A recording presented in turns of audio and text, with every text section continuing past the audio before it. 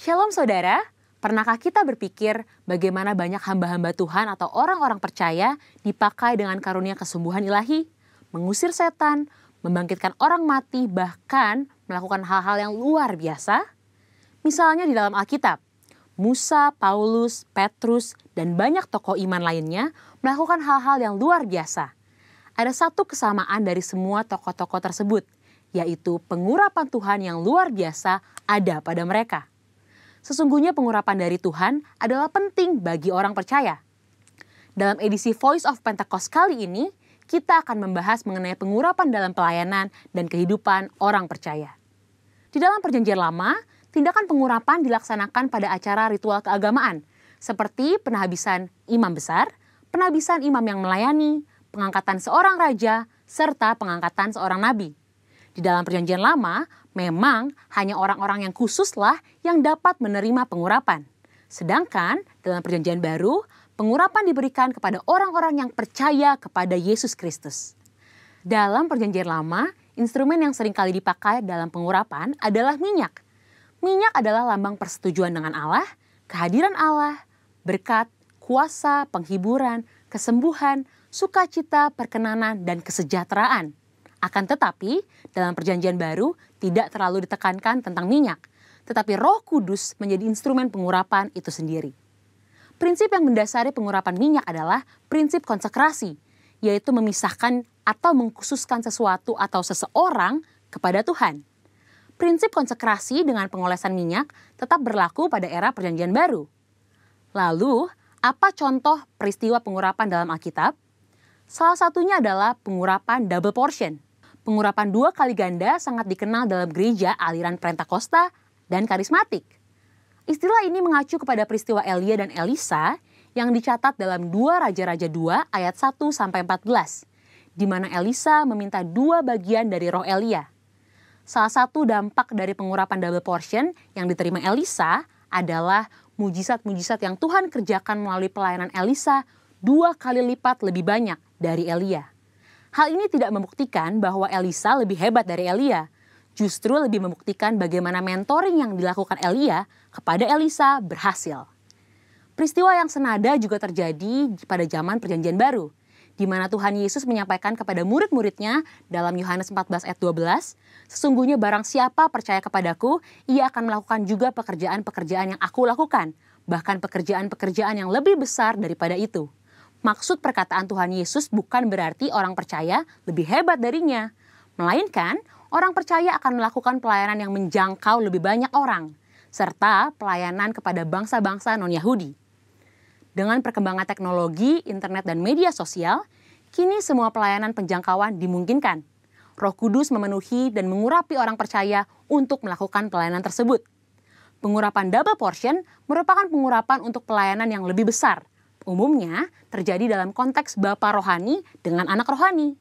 Orang percaya yang merindukan pengurapan tersebut tentu harus membangun hubungan bapa anak dengan pemimpin rohani yang Tuhan Yesus tempatkan di atasnya. Selanjutnya, apa maksud dan tujuan dari pengurapan? Dalam Lukas 4 ayat 18-19 dijelaskan bahwa Yesus Kristus sebagai yang diurapi.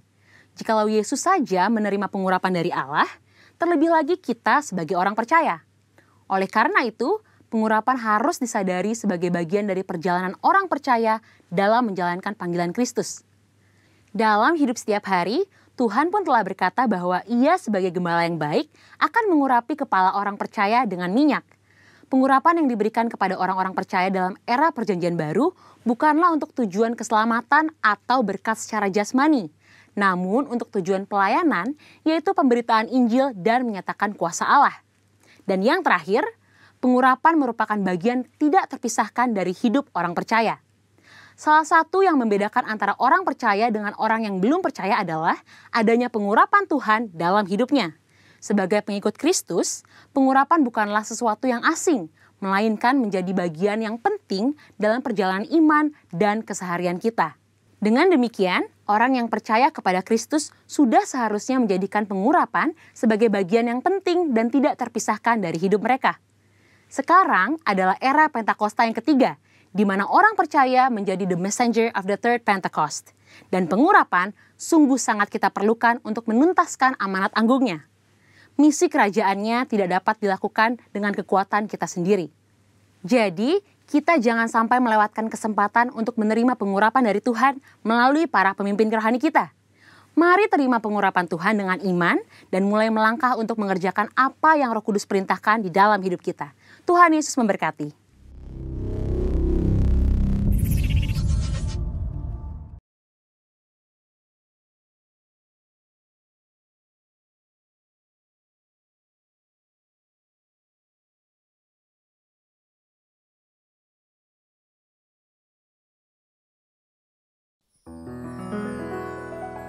Puji Tuhan, shalom.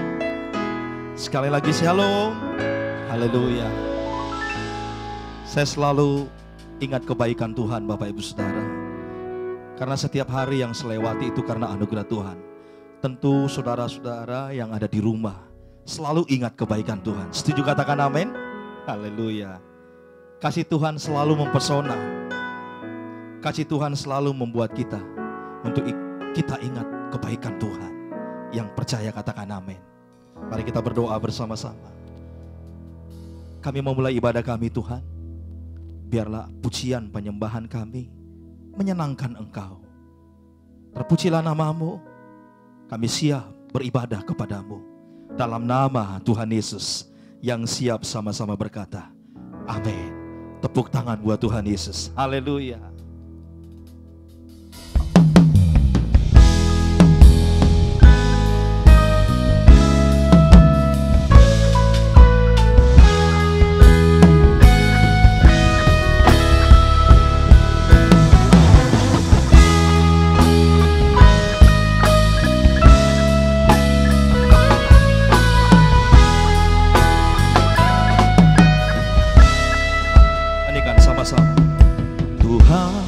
Kasih-Mu sungguhlah mempesona diriku.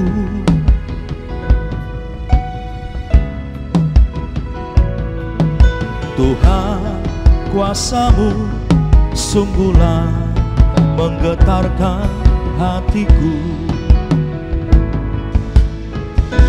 Nyanyikan sama-sama. Tuhan, kasih-Mu sungguhlah mempesona diriku.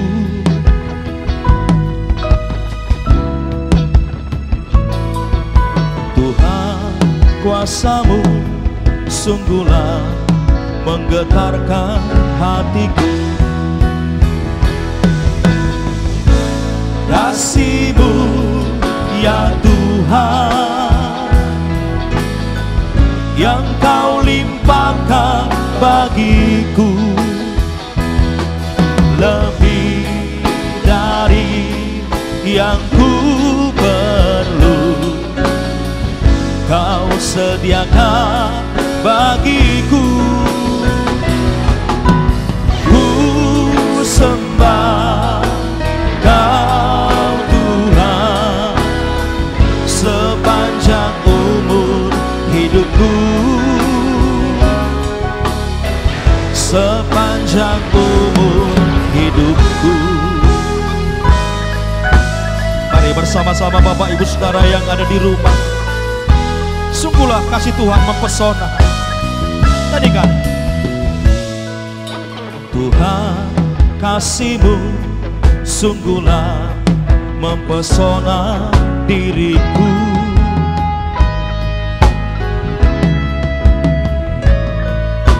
Tuhan, kuasa-Mu sungguhlah menggetarkan hatiku. Kasih-Mu ya Tuhan, kasih-Mu ya Tuhan yang Kau limpahkan bagiku, lebih dari yang ku perlu. Kau sediakan bagiku. Ku sembah Kau Tuhan sepanjang umur hidupku, sepanjang umur hidupku. Kasih-Mu ya Tuhan,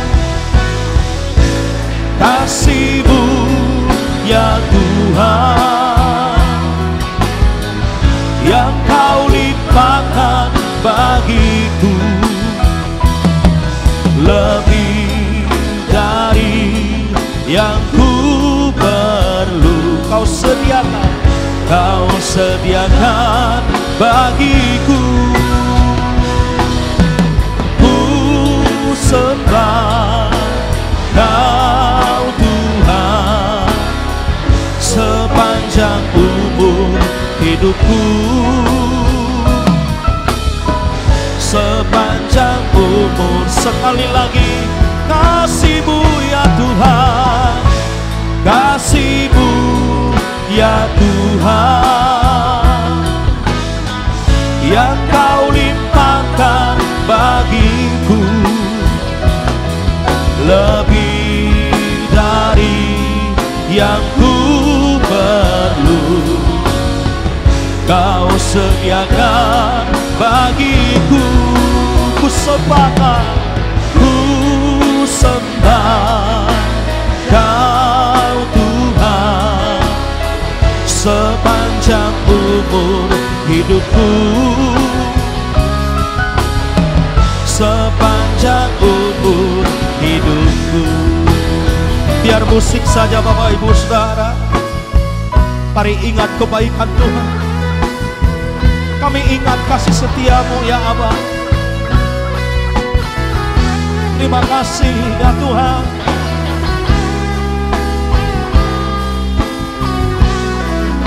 Terpujilah nama-Mu ya Abah.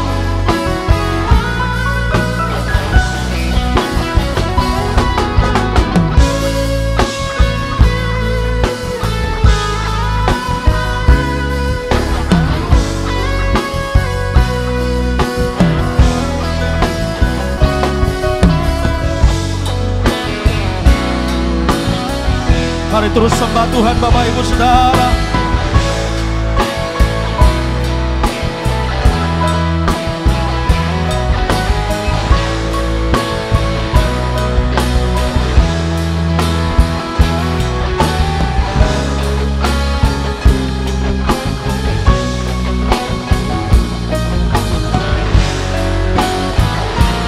Mari angkat tangan kita.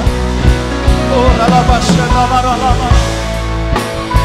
Oh, lalabasya namaralama. Lalabasya namaralama.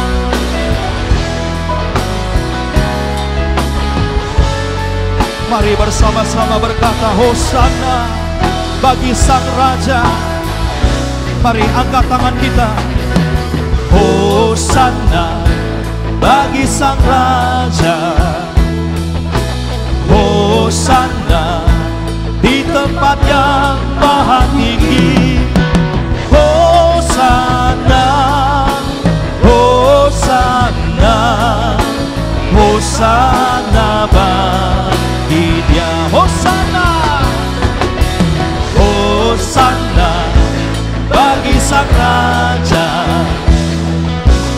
Hosana di tempat yang maha tinggi. Hosana, Hosana, Hosana bagi Dia. Bersama-sama Hosana, Hosana bagi Sang Raja.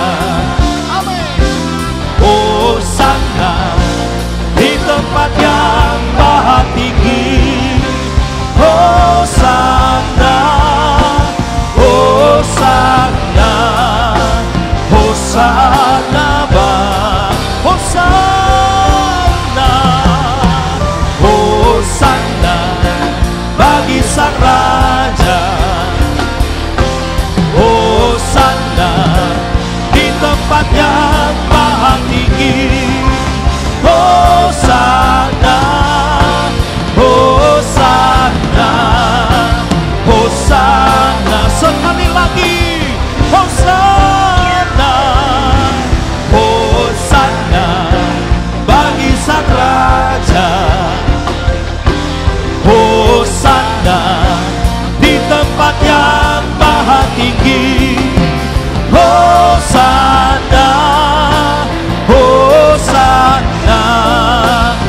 Hosana bagi dia, Hosana bagi dia, Hosana, Hosana, Hosana bagi dia, Hosana, Hosana, Hosana bagi dia. Kita berikan tepuk tangan buat Tuhan Yesus. Kita berikan sorak-sorai. Katakan haleluya. Haleluya. Terpujilah namamu, Hosana bagimu dalam nama Tuhan Yesus. Sama-sama berkata amin. Haleluya. Tepuk tangan buat Tuhan Yesus. Bapak Ibu Saudara, saya percaya Tuhan sudah berikan kuasa buat setiap kita mengalahkan musuh-musuh kita. Yang setuju katakan amin. Musuh saudara dan saya yang paling besar adalah kekhawatiran kita. Ayo bilang kiri kanan saudara, pakai kuasa itu. Haleluya. Biar kita kalahkan musuh kita, kekhawatiran kita, ketakutan kita.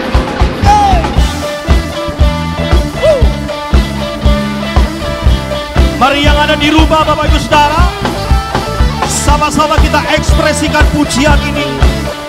Firman-Mu, kebenaran-Mu. Mari dengan iman katakan, Firman-Mu, kebenaran-Mu, itulah kekuatanku. Iman dan keadilan menjadi perlindunganku. Ku tahu lawanku tak berkuasa atasku. Di dalam namamu ku pegang kemenanganku. Sebab itu ambillah senjata Allah, di dalam kuasa namanya. Semua. Dan kan ku injak-injak iblis di kakiku, di dalam kuasa namanya. Lagi. Sebab itu ambillah senjata Allah, di dalam kuasa namanya. Dan kan ku injak-injak iblis di kakiku, di dalam kuasa namanya. Sorak katakan wuuu. Yeah. Mari dengan iman katakan, Firman-Mu, come on. Firman-Mu, kebenaran-Mu, itulah kekuatanku. Iman dan keadilan menjadi perlindunganku. Ku tahu lawanku tak berkuasa atasku. Di dalam namamu ku pegang kemenanganku. Sebab itu ambillah senjata Allah, di dalam kuasa namanya. Dan kan ku injak-injak iblis di kakiku, di dalam kuasa namanya. Semua.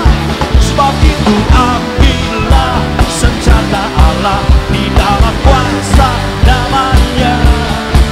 Dan kan ku injak-injak iblis di kakiku, di dalam kuasa namanya. Tepuk tangan sama-sama saudara. Yeah.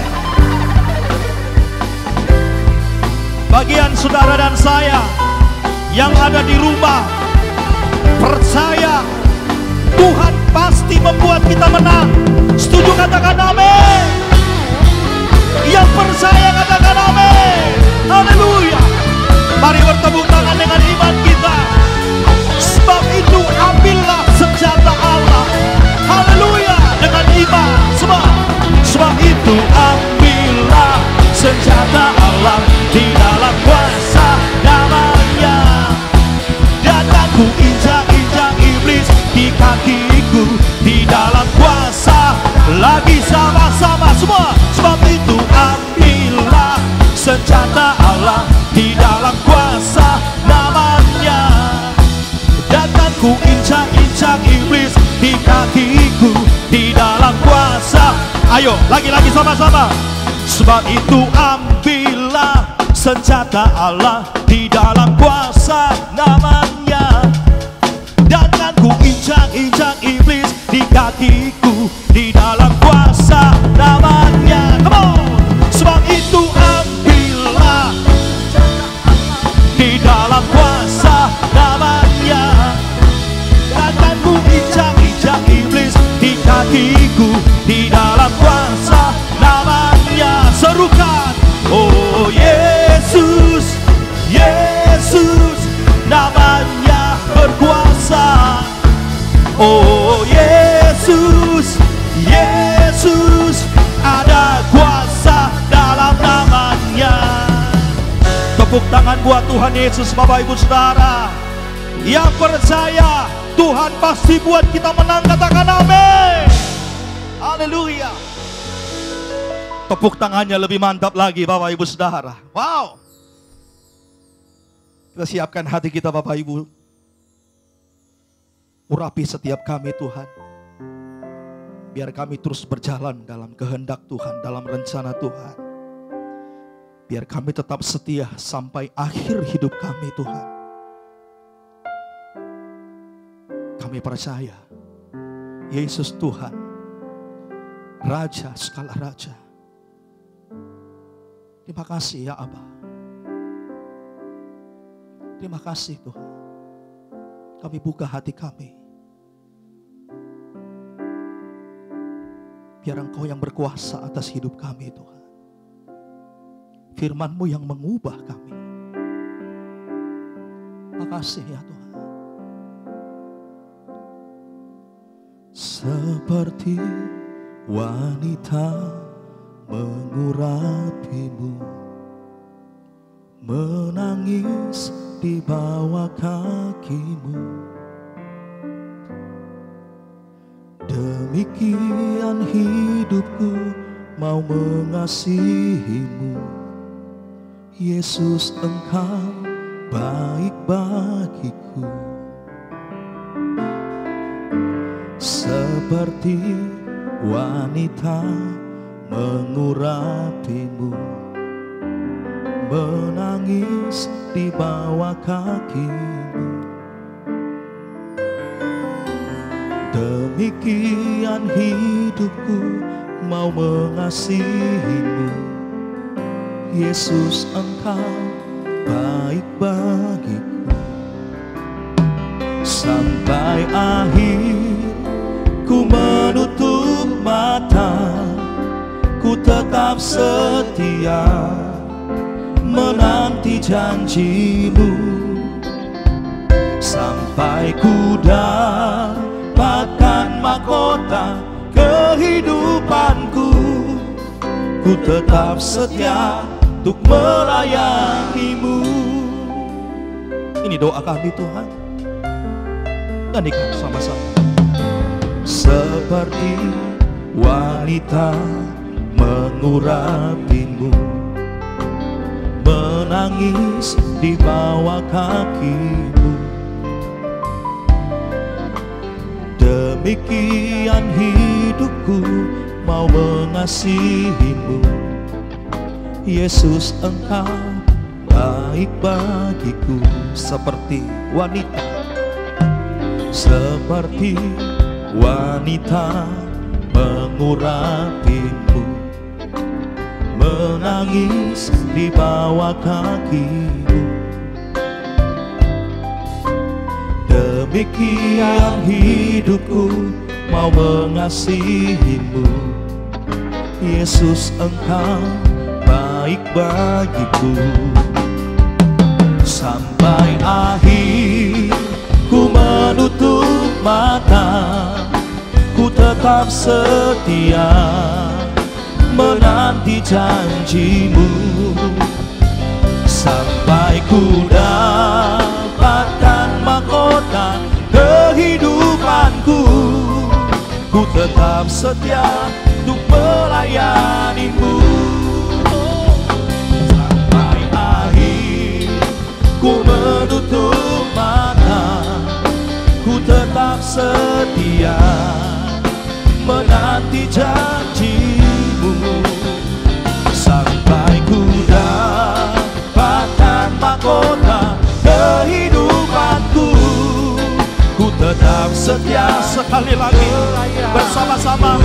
tangan kita Bapak Ibu.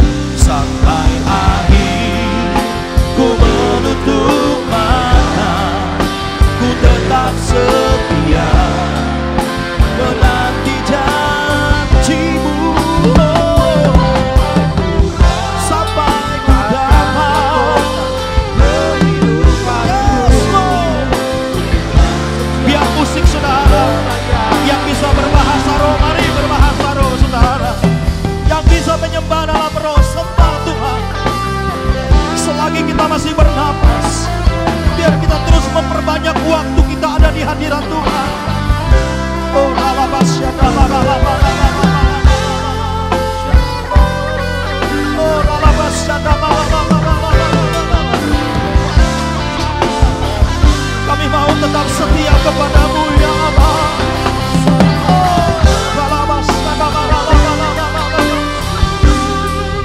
Tuhan Yesus, lihatlah umat-Mu ya Tuhan yang ada di rumah. Selidiki hati kami Tuhan. Engkau tahu kami mengasihi Engkau ya Allah. Semua kami mengasihi Engkau ya Tuhan. Bersama-sama angkat kedua tangan kita. Sampai akhir ku menutup mata, ku tetap setia menanti janjimu. Sampai ku dapatkan mahkota kehidupanku, ku tetap setia untuk melayanimu. Ku tetap setia untuk melayanimu. Ku tetap setia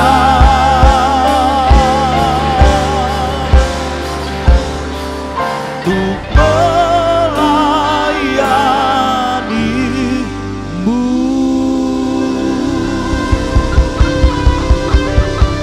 Yang mau tetap setia melayani Tuhan sampai akhir hidup kita, berikan tepuk tangan Bapak Ibu saudara. Haleluya.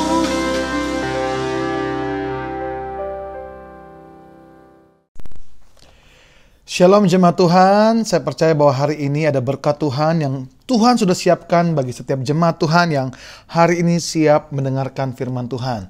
Sebelum saya bawakan sharing firman Tuhan, mari kita berdoa bersama-sama. Bapa yang kami sembah dalam nama Tuhan Yesus, kami mengucap syukur untuk kebaikan-Mu yang nyata dalam hidup kami. Kami sudah menerima anugerah-Mu yang cukup bagi hidup kami. Kami sudah menerima lawatan dan mujizat-Mu Tuhan. Dan hari ini kami juga rindu Tuhan mendengarkan kebenaran firman-Mu, sebab kami tahu kebenaran firman-Mu lah yang membawa kami dari kemenangan demi kemenangan. Kami berikan hati dan jiwa kami hanya tertuju kepada Yesus Kristus Tuhan, sumber atas segala jawaban hidup kami. Yang percaya dan sudah siap menerima firman Tuhan, sama-sama katakan amin. Saudara, hari ini saya akan berbicara tentang kata yaitu badai. Berarti tema khotbah saya adalah melewati badai. Saudara, berbicara tentang kata badai, berapa banyak hari-hari ini orang begitu takut, begitu khawatir karena efek dari badai namanya COVID-19, saudara. Badai itu tidak hanya berbicara tentang di laut, tentang tsunami, tapi juga berbicara tentang badai-badai dalam kehidupan. Mungkin hari ini saudara ada yang sedang menghadapi badai dalam rumah tangga, badai kesehatan, badai pekerjaan karena begitu banyak PHK di mana-mana.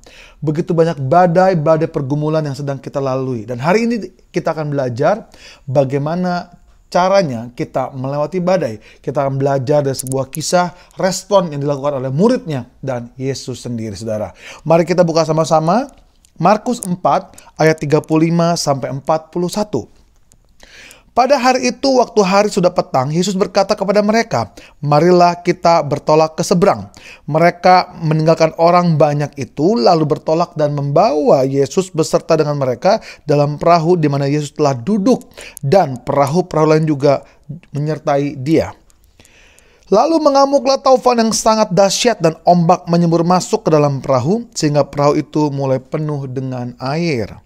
Pada waktu itu Yesus sedang tidur di buritan di sebuah tilam, maka murid-muridnya membangunkan Dia dan berkata kepadanya, "Guru, Engkau tidak peduli kalau kita binasa." Ia pun bangun menghadap angin itu dan berkata kepada danau itu, "Diam, tenanglah." Lalu angin itu reda dan danau itu menjadi teduh sekali. Lalu ia berkata kepada mereka, "Mengapa kamu begitu takut? Mengapa kamu tidak percaya?" Mereka menjadi sangat takut dan berkata seorang kepada yang lain, "Siapa gerangan orang ini sehingga angin dan danau pun taat kepadanya?" Saudara, bagaimana caranya kita bisa melewati badai? Pertama, saudara perlu mengenal ciri-ciri badai. Pertama, ciri-ciri badai adalah badai itu bisa sifatnya membahayakan. Saudara, waktu murid-murid tahu ada topan yang begitu besar, air mulai masuk ke dalam perahu, mereka mulai takut, mereka mulai khawatir. Kenapa? Takutnya perahu mereka tenggelam, takutnya perahu mereka dihanyutkan, takutnya mereka disesatkan, saudara.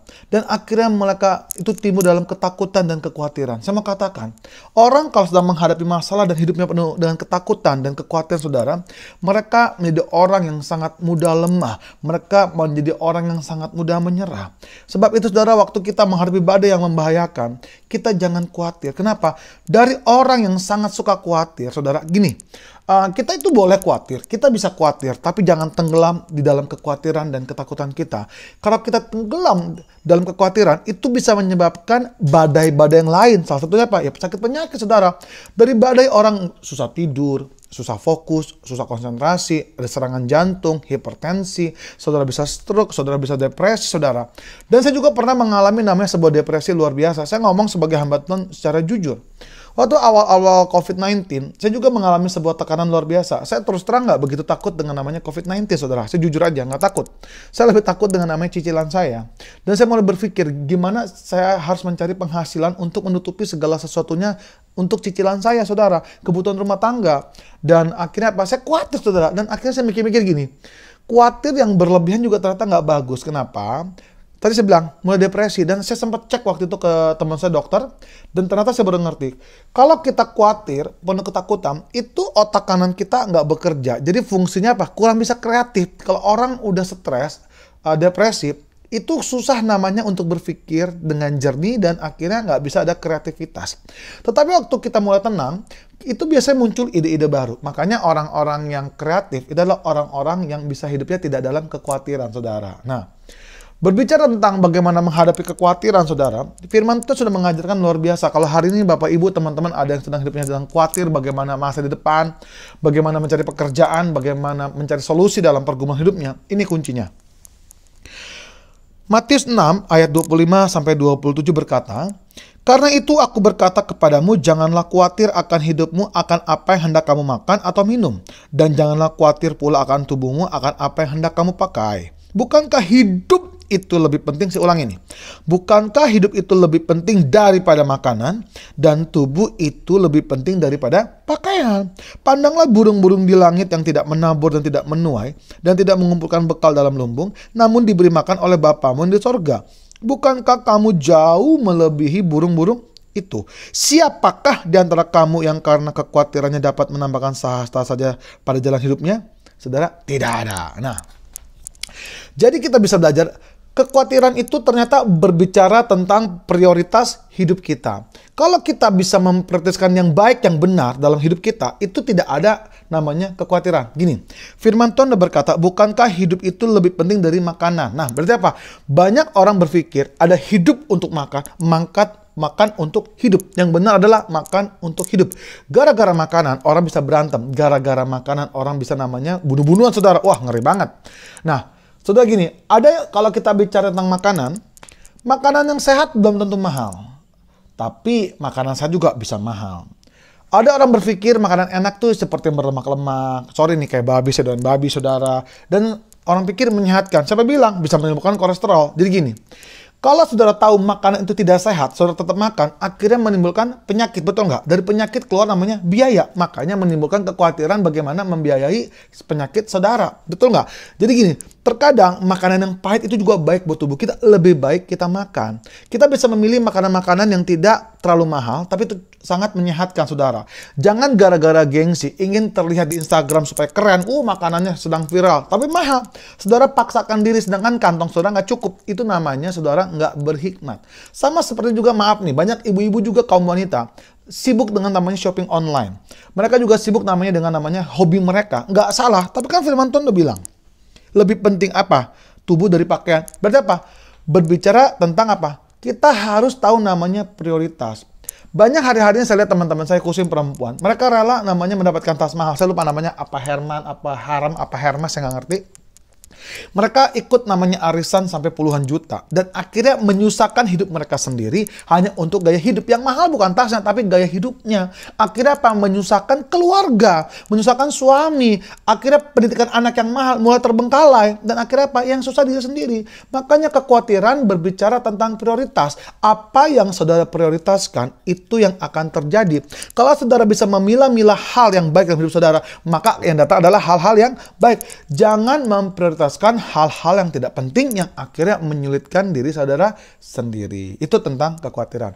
Jadi ciri-ciri badai yang pertama adalah badai bisa membahayakan. Di dalamnya ada kekhawatiran dan ketakutan. Jadi kekhawatiran dan ketakutan saudara itu bisa membahayakan. Nah, yang kedua saudara, badai itu bisa menyerang siapa saja. Nah, saudara, saya mau tanya, badai COVID-19 itu menyerang siapa aja? Mau yang kaya, mau miskin, yang tua, yang muda, yang sehat, nggak sehat, semua diserang, saudara. Nggak ada yang bisa menahannya, saudara. Betul nggak? Sebab itu bagian kita adalah apa? Kita berjaga-jaga. Kita harus berdoa, saudara. Waktu badai itu datang, kalau kita punya pondasi yang kuat dalam firman, saudara, waktu ada badai itu datang, kita mampu bertahan di dalam badai. Dan kita selalu beroptimis, selalu beriman bahwa setelah badai pasti ada pelangi, ada berkat Tuhan. Sebab itu berdoalah dan berjaga-jagalah. Jadi kita nggak pernah tahu kapan badai itu datang, betul nggak? Jadi dia bisa menyerang siapa saja. Yang ketiga, ciri-ciri badai itu datangnya tiba-tiba. Mungkin pagi-pagi kita sehat, toto siang sakit. Mungkin hari ini ketemu sama suami baik-baik aja. Maaf saudara, seperti kejadian teman saya. Dia bilang pagi-pagi masih bisa cium suami, pagi-pagi masih bisa pelukan suami, anak-anak bisa diantar sekolah. Tiba-tiba siang-siang kecelakaan. Nggak ada yang tahu. Pagi-pagi sehat, tadi malam baru tidur, pagi-pagi kena stroke. Nggak ada yang tahu. Badai itu datangnya tiba-tiba dan akhirnya apa? Bikin orang shock. Sebab itu saya ngomong sekali lagi, berdoalah dan berjaga-jagalah. Nah, saudara, hari ini ada kabar baik. Bagaimana kita bisa percaya bahwa di balik badai ada berkat Tuhan? Dalam bahasa Inggris, badai artinya crisis. Tetapi dalam bahasa Mandarin, badai itu weiji, yang artinya ada peluang, ada kesempatan. Nah, saudara, kalau kita menghadapi sebuah badai pergumulan hidup, belajarlah percaya bahwa di dalam segala sesuatu ada berkat Tuhan. Nah, kira-kira berkat Tuhan apakah yang kita bisa temukan di dalam badai? Yang pertama, saudara, waktu kita hidup di dalam badai, itu sama saja, saudara, Pak, ada peluang untuk kita hidup lebih dekat dan mengenal Tuhan kita. Saudara, saya percaya,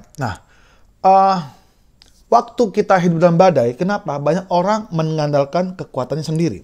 Waktu air itu masuk ke dalam perahu, lihat saudara, murid-muridnya sibuk membuang air.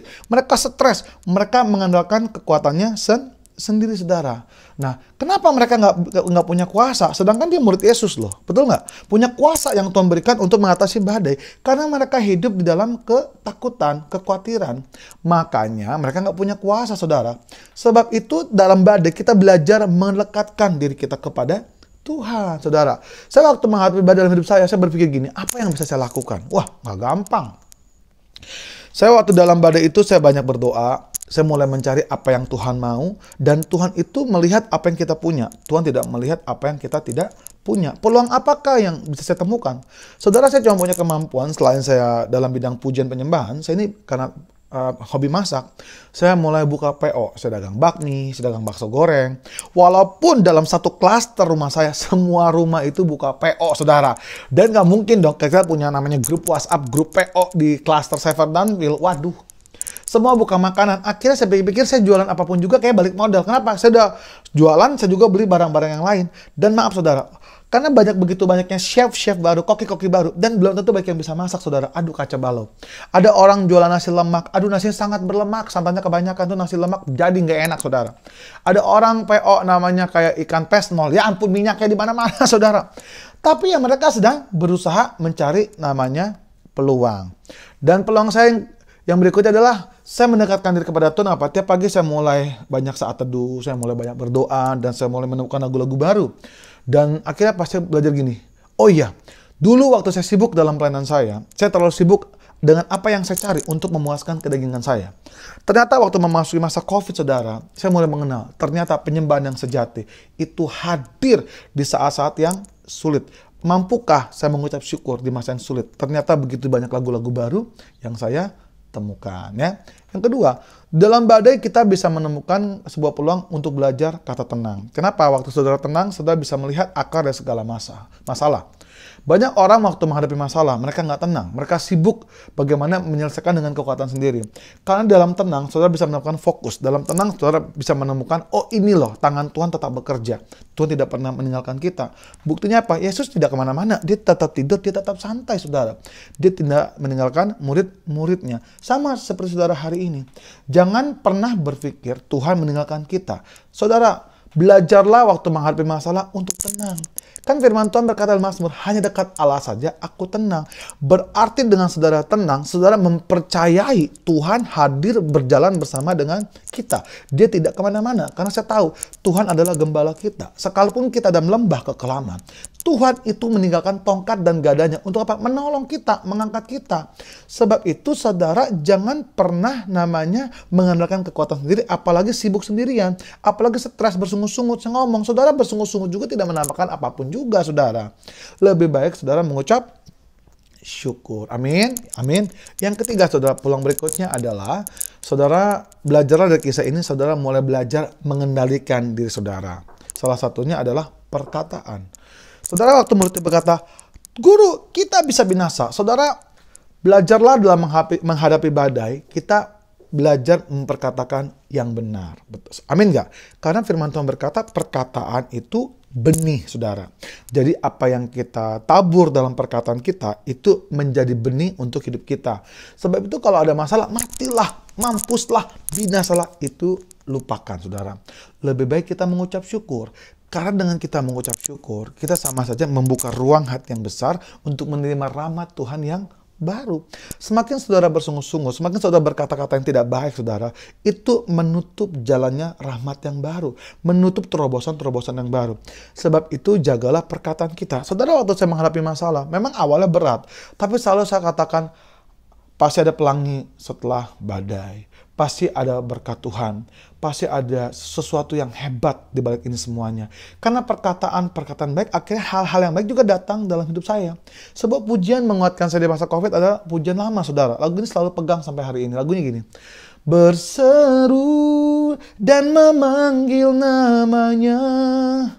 Berdoa, dia segera menghampiri dirimu. Percaya, dia tak jauh darimu. Yesus hanya sejauh doa. Saudara, saya terus berkata-kata yang baik, saya terus memuji Tuhan, dan akhirnya apa? Kebaikan Tuhan hadir di dalam hidup saya. Saudara, kalau kita pikir-pikir, murid-muridnya Yesus gimana kurang jago alih-alih laut, saudara. Itu orang jago sama dalam kelautan. Tapi ternyata waktu menghadapi badai, mereka juga diproses. Sama seperti hari ini. Banyak orang mengaku kenal Yesus, banyak orang mengaku kenal Kristus. Tapi kita akan diuji di dalam badai lah. Kita mulai menemukan seberapa jauh kita mengenal kepercayaan kita kepada Tuhan, seberapa jauh iman kita mengenal kepada Tuhan, dan seberapa jauh kita mempercayai rencana Tuhan, firman Tuhan atas hidup kita. Saudara, saya akan tutup dengan sebuah sharing bagaimana saya berhasil melewati badai. Saudara, waktu memasuki bulan Agustus, saya mulai terus terang, namanya kita hamba Tuhan, kadang-kadang nggak bisa cerita sama orang. Tapi cuma diam, dan akhirnya saya ngomong sama istri saya, gimana cara kita melewati badai, khususnya ekonomi dalam keluarga. Kita sudah berusaha, bagian kita untuk mencari uang dengan PO-PO makanan, karena saya juga terus terang, saya jualan sanitizer, saudara, tapi tetap nggak cukup. Tapi saya belajar untuk mengucap syukur dalam segala hal. Sampai akhirnya saya ingat teman saya sedang membangun sebuah tempat yang sekarang jadi viral, namanya Mercusuar Cafe. Dan sebelumnya dia buka di Peluncut, pasti teman-teman tahu di Peluncut terkenal tempatnya. Dan tiba-tiba waktu saya ke Bandung, saya cuma iseng sebenarnya tanpa merasa ya diterima syukur, ya udahlah, yang penting mencoba. Dan sebenarnya hari itu pemilik dari Mercusuar Cafe itu, saudara tahu, dia udah hampir deal sama tukang mie lain. Dan waktu saya datang, saya tawarkan mie hijau saya dan mie hitam saya sudah siapkan semuanya dengan baik. Tetap ada preparing yang baik. Dan saya bilang, tolong dicoba. Setelah saya tunggu hasilnya hari Minggu, ternyata cocok, saudara. Dia bilang, oke lah, kita coba punya Pak Jason. Tetapi waktu saya masukkan pemesanan mereka 100 buah, ternyata dalam waktu 2 minggu lakunya nggak banyak, cuma 5 porsi, saudara. Sedangkan yang datang banyak banget, bisa sampai 3.000, 4.000 orang. Saya pikir mungkin bukan jalannya Tuhan, tapi saya bersyukur ada kesempatan. Tapi apa yang terjadi? Tiba-tiba saya percaya itu Tuhan yang menggerakkan pemilik, yaitu Pak David dari Mercusuar, saudara. Dan tiba-tiba dia telepon saya tanggal 15 Agustus, kalau nggak salah, saya lupa deh. Ada long weekend, 17 sampai tanggal 21 Agustus, 4 hari. Ditawarkan bagaimana Bapak Pak Jason jualan di lantai 3. Itu tempat prime-nya, tempat utamanya, tempat ada castle-nya. Cuma satu tempat, gazebo, Bapak jualan bakmi. Siapa tahu laku banyak, kita testing. Otak saya, saudara, 2 hari itu bikin bakmi berapa lama sih, berapa banyak sih, kan repot. Tapi saya terima tantangannya dan saya coba bikin sesuai pesanan itu 1000. Tapi ternyata saya cuma sanggup 700. Apa yang terjadi? Ternyata 700, saudara, dalam waktu 1 hari tanggal 17 Agustus kalau nggak salah, itu habis. Dan hari Minggu saya ambil mie lain, jualan juga habis. Dan akhirnya saya panggil saudara saya dari Jakarta bawa mie untuk Sabtu dan Minggu. Saudara tahu nggak? Tuhan melakukan mujizat yang luar biasa. Dalam waktu 4 hari, saya bisa dagang bakmi itu laku 1.700 mangkok lebih dan bakso goreng 2.100 buah, saudara. Dan disitulah saya bisa melihat pertolongan Tuhan yang luar biasa dan akhirnya Mercusuar mempercayai untuk saya dagang di tempat itu sampai hari ini. Saya mau katakan kalau Tuhan sanggup menolong saya melewati badai, Tuhan sanggup menolong murid-muridnya, saudara. Tuhan yang sama juga sanggup menolong kita hari ini. Mari kita berdoa. Tuhan, hamba berdoa untuk setiap jemaat Tuhan yang mendengarkan firman-Mu hari ini. Apapun yang kami alami, apapun yang sedang kami lewati, apapun yang sedang kami hadapi dalam badai-badai dalam hidup kami percaya selama masih ada Tuhan, masih ada jawaban. Selama kami tetap berharap kepada Tuhan, pengharapan kami tidak pernah disia-siakan. Hamba melepaskan berkat di dalam nama Tuhan Yesus, saudara. Apapun yang mereka kerjakan selama mereka percaya kepada Tuhan, Tuhan akan melakukan keberhasilan demi keberhasilan, ada terobosan baru dan rahmat Tuhan ada bagi hidup mereka yang percaya. Sama-sama katakan, amin. Tuhan Yesus memberkati. Kiranya Engkau memberkati aku berlimpah-limpah dan memperluas daerahku. Oh, dan kiranya tanganmu menyertai aku dan melindungi aku daripada malapetaka, sehingga kesakitan tidak menimpa aku. Mari angkat dua tangan kita dan terima. Kiranya Engkau memberkati aku berlimpah-limpah dan memperluas daerahku. Dan kiranya tanganmu menyertai aku dan melindungi aku daripada malapetaka, sehingga haleluya tidak menimpa aku, sehingga kesakitan tidak menimpa. Sekali lagi sama-sama dengan iman. Sehingga kesakitan tidak menimpa aku.